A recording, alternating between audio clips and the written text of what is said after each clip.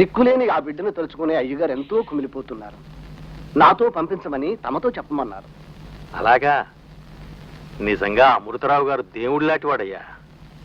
నువ్వుండు, పాపం తీసుకొస్తా. అమ్మా సంధ్య, సంధ్య,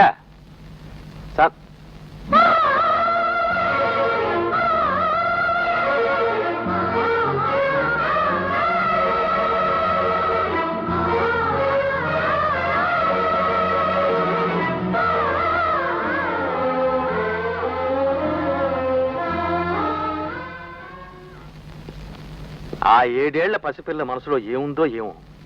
ఆ పరిస్థితిలో అమృతరావు ఇంటికి పంపడం క్షేమం కాదని ఆ వచ్చిన మనిషికి ఏదో సాకు చెప్పి పంపించేశాను. ఆ తర్వాత కొన్నాళ్ళకి సంధ్య పినతల్లి వచ్చి ఆ అమ్మాయిని తనతో గుంటూరు తీసుకువెళ్ళింది.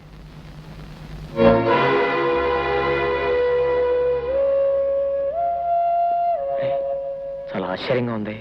15 ఏళ్ల క్రితం రాసిన అక్షరాలు ఇంకా చెక్కు చెదరకుండా అలాగే ఉన్నాయి.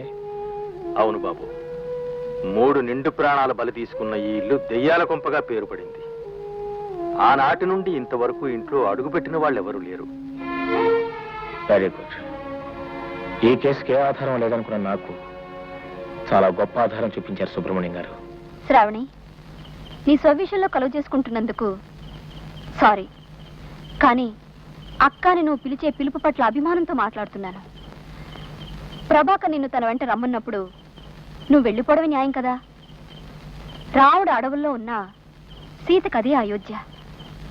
అక్క, అంత సీతను తిరిగి అడవుల్లోనే వదిలిపెట్టాడు కదా రాముడు. కడుపులో దాచుకున్నది కన్నతల్లి భూమాతేగా. కన్నవారి ప్రేమ ముందు కట్టుకున్నవారంతా. అంటే మీ వారికన్నా నీకు మీ నాన్నే ముఖ్యం అంటావా? అంటే తప్పే ఉంది చెప్పు. నాన్నకు నేనంటే ప్రాణం. అమ్మ పోయిన తర్వాత హాయిగా పెళ్లి చేసుకొని నన్ను ఒక సవతలకు అప్పచెప్పుండొచ్చుగా. అలా కాకుండా తన జీవితం అంతా నా కోసమే ధారపోసి నన్ను తన చేతులతో పెంచి పెద్ద చేసి చదివించి ఇంత దాన్ని చేసిన తర్వాత హఠాత్తుగా మధ్యలో వచ్చిన భర్త కోసం నాన్న ఒంటరివాణ్ణి చేయడం న్యాయం అంటావా? ఈ వయసులో ఆయన విడిచిపెట్టి నేను ఎలా వెళ్ళని చెప్పు. నీకెలా చెప్పాలో తెలియటం లేదమ్మా. ప్రపంచం అంతా మీ నాన్నే అనుకుంటున్నావు నువ్వు.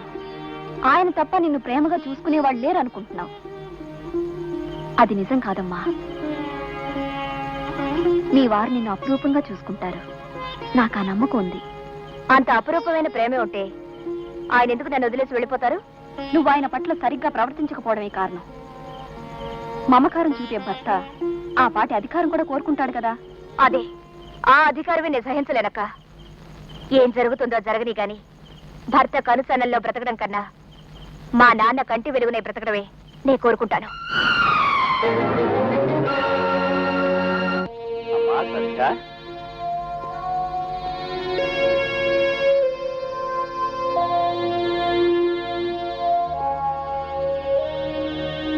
నన్ను గుర్తుపట్టావా అమ్మా? పూజారి సుబ్రహ్మణ్యం గారు బాగున్నారా? బాగున్నానమ్మా. నువ్వేమీ మారలేదు. చిన్నప్పుడు ఎలా ఉండేదాను అలాగే ఉన్నావు.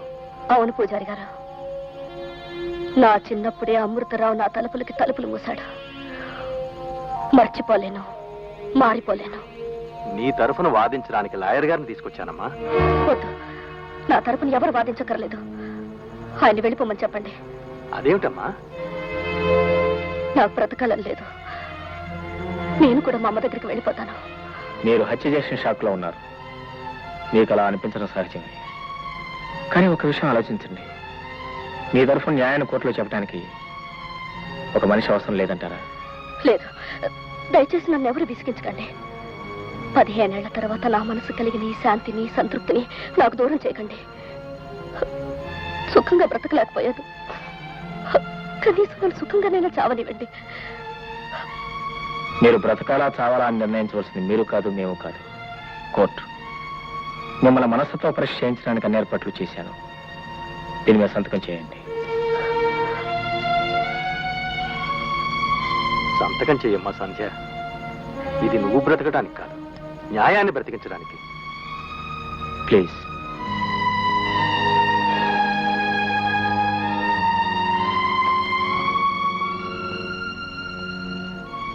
డాక్టర్, ఈవిని మెడికల్ చెకప్ కోసం పంపించారు. డీటెయిల్స్ ఈ ఫైల్లో ఉన్నాయి. సరే, మీరు బయట కూర్చోండి. కూర్చోమ్మా.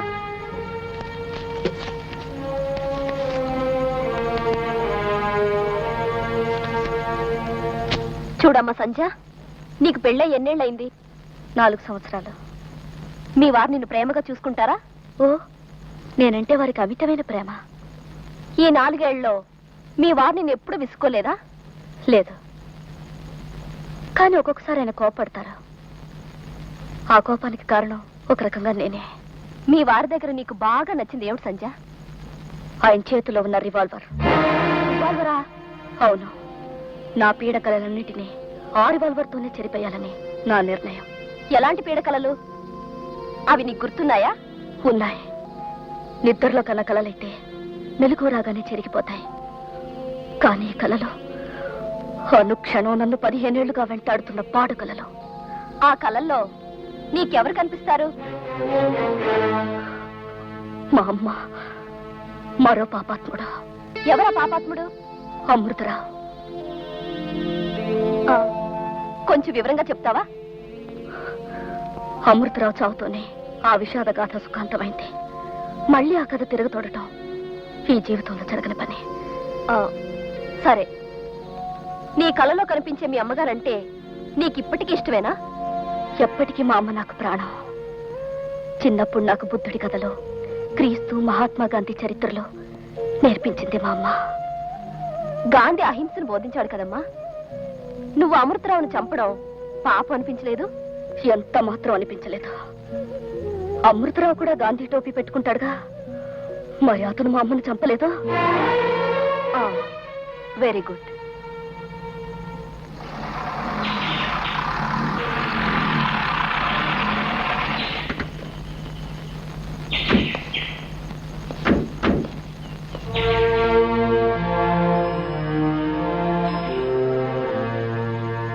నాన్న, చూసావా మీ అల్లుడు గారి వాహనం? నిన్నటి దాకా మారుతి కార్లు, మెర్సిడెస్ బెంజ్లో తిరిగిన మనిషి.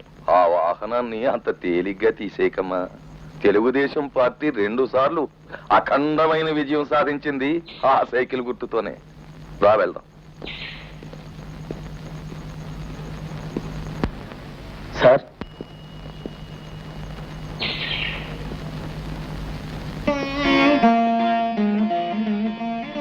సార్, నాకు సీనియర్గా విద్య నేర్పించిన గురువుగానే కాకుండా తండ్రి తర్వాత తండ్రిగా నన్ను ఆదరించి ఆదుకున్నందుకు నేను ఎంతో రుణపడి ఉన్నాను. ఇవాళ నేను మొదటిసారిగా కేసు తీసుకుని వాదించబోతున్నాను. నన్ను ఆశీర్వదించండి.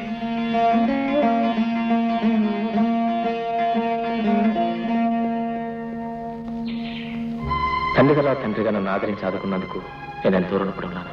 ఇవాళ నేను మొదటిసారిగా కేసు తీసుకుని వాదించబోతున్నాను. నన్ను ఆశీర్వదించండి. అమ్మా శ్రవణి, అల్లుడు గెలిచేశాడమ్మా. ఐ మీన్ నా మనస్సు గెలిచాడమ్మా. అల్లుడు పట్టుకున్నది నా కాళ్ళను కాదు, నా గుండెను పట్టుకుని కుదిపేశాడమ్మా. మీ అల్లుడు గారిది మహా గొప్ప క్యారెక్టర్ అని ఊరంతా డబ్బేసి చాటండి. పదనన్నా, ఆయన పెద్ద క్యారెక్టర్ యాక్టర్. అలాగా అమ్మా, హీరో అనుకున్నాను. పద.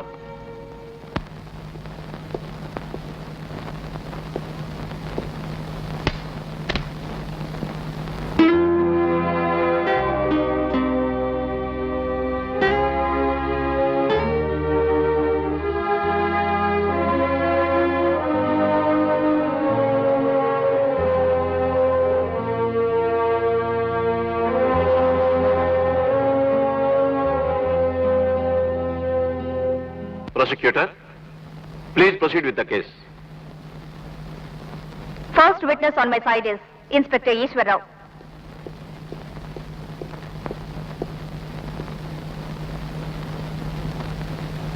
చూడండి ఇన్స్పెక్టర్ ఈశ్వరరావు గారు, ముద్దాయి నేరాన్ని అంగీకరిస్తూ మీ దగ్గర వాంగ్మూలం ఇచ్చిన మాట నిజమేనా? అవును. ఆమె స్వయంగా స్టేషన్కి వచ్చి హత్య చేసిన రివాల్వర్ కూడా అప్పచెప్పింది. రైట్. Thank you. ఇదేనా ఆ రివాల్వర్? అవును. ఈ రివాల్వర్ ని ఫింగర్ ప్రింట్స్ ఎక్స్పర్ట్ దగ్గరికి పంపించారా? పంపించాను. దీని మీద ఎవరి ఫింగర్ ప్రింట్స్ ఉన్నాయని తేలింది? Sanjeevi. Thank you. That's all your honour. Mister Prabhakar, మీరు క్రాస్ ఎగ్జామిన్ చేయొచ్చును. ఇప్పుడు కాదు యువర్ ఆనర్, తర్వాత చేస్తాను. తర్వాత అంటే ఎప్పుడు? కోర్టు సమయం అయిన తర్వాత తీరుబాటుగా ఇంటి దగ్గర చేస్తారనుకుంటా యువర్ ఆనర్. Silence, silence.